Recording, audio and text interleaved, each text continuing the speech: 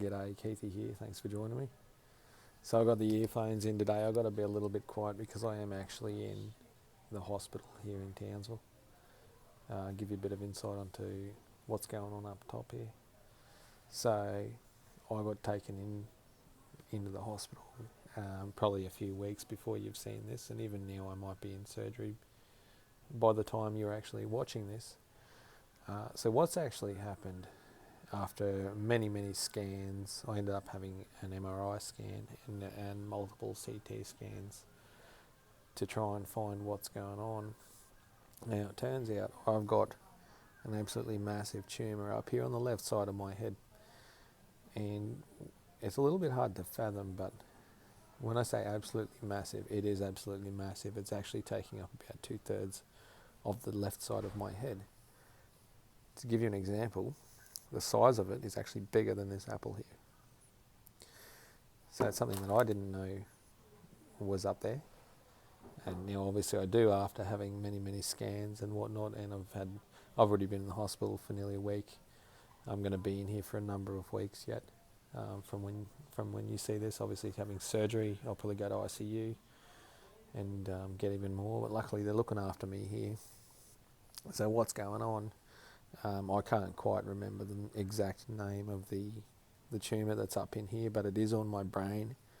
It's on the inside of my skull, and it's sort of in this region here. So there's going to be some more testing done.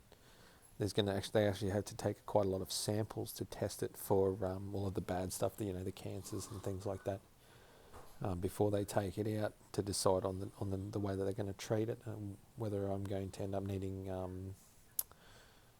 like even cancer type treatments for things like that to work out exactly what it is. But I've also been in for more scans, full body scans and whatnot, to try and see if there's more of it, if it's spread from somewhere else. So when I get the results back from that, we'll definitely have a road to what's going to happen up here. But I'm not going to bore you too much with all of the fine little details.